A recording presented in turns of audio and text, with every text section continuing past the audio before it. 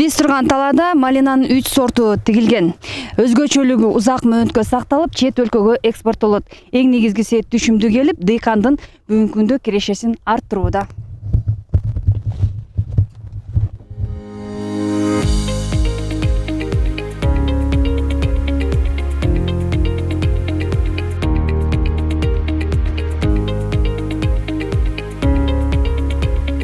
Кашат айылынын тургуну Чыңгыз Азбеков 1,5 гектар аянтка кожогаттын 3 сортун тиккен.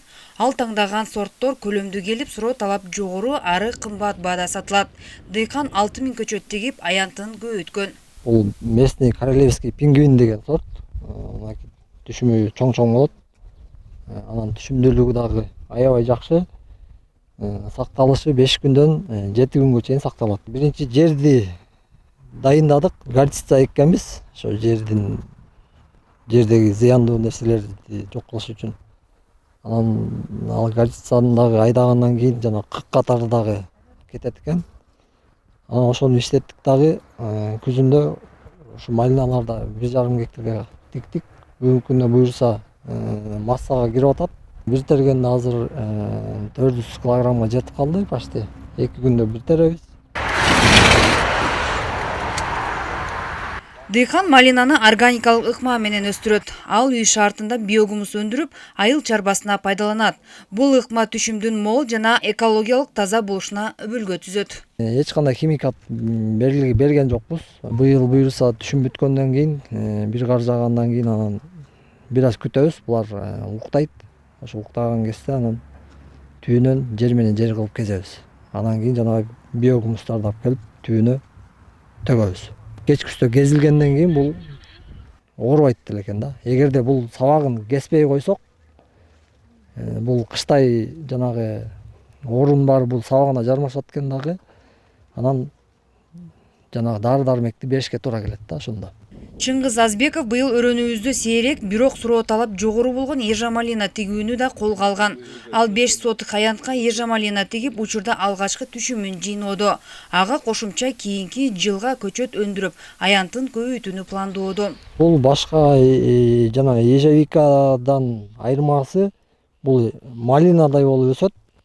Буга жанагындай казык кагып, зым тартып жана шпалерге байланбайт да бул. Бул кышкысын дагы үстүн жылуулабайсың. Түйүнөн эле малинадай кылып кесип аласың болду. Ошосу менен өзгөчөлүк бар да. Анан бирок берки ежевикага караганда бул сорт таттуураак болот. Көлөмү чоң-чоң болот.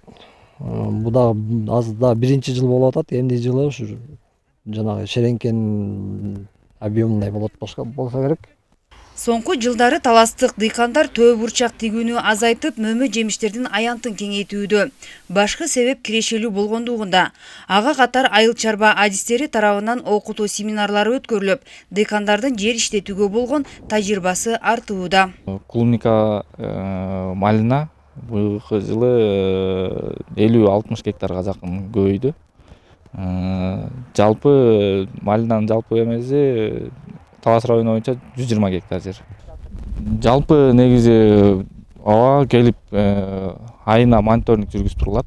Берде сугат кандай болуп атат, суу жетишип атабы, башка не жетишпей атат, ошолор дары-дармектери, ошолорду баягы сурамжылап келип турабыз. Бүгүнкү күнү малина кирешелүү болгондугуна байланыштуу бул эми экспорт Казакстанга көбүрөөк кетет.